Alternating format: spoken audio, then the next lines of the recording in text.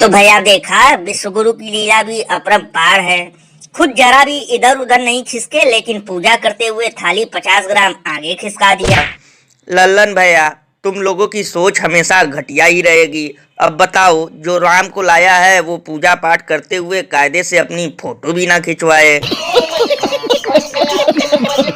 और लल्लन भैया, इसमें जरा भी चौकनी की जरूरत नहीं है कि डंकापति ने थाली खिसकाया, क्योंकि खिसकाने में तो इन्हें एक्स्ट्रा 2AB महारत हासिल है। जैसे पेट्रोल डीजल का रेट खिसकाया, भुखमरी को खिसकाया, और अब महंगाई बढ़ाकर GST लगाकर लोगों के जेब का पैसा खिसका रहे हैं और लोगों से कहते हैं कि राम आ रहे हैं। यही नहीं, अभी और सुनिए।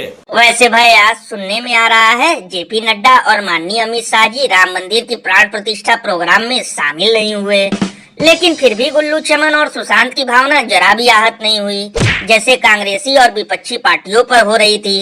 लल्लन भैया, इसीलिए तो इस पर महान कवि बाबा लपेटू दास ने कहा है, देश का चौथा स्तंभ साहब का तीसरा पकड़कर लटका है और धर्म के नाम पर पूरा देश भटका है। थोड़ी मर्यादा रखिए। और अभी तो रुको, क्लाइमैक्स अभी बाकी है।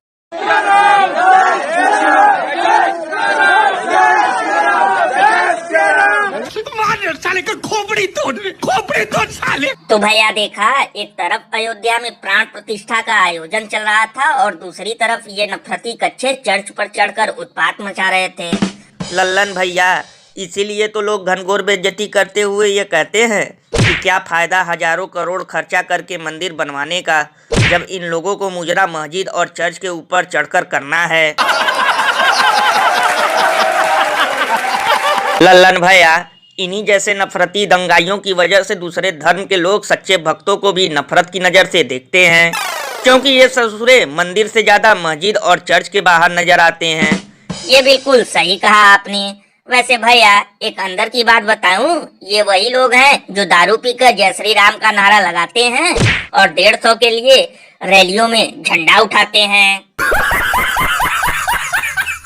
गजब बेइज्जती है। देश महंगाई से परेशान है, बेरोजगारी से जूझ रहा है, शिक्षा स्वास्थ्य जैसे मुद्दों से इन लोगों को कोई लेना देना नहीं है, लेकिन अशांति फैलाने में ये लोग अव्वल नंबर की भूमिका निभाते हैं।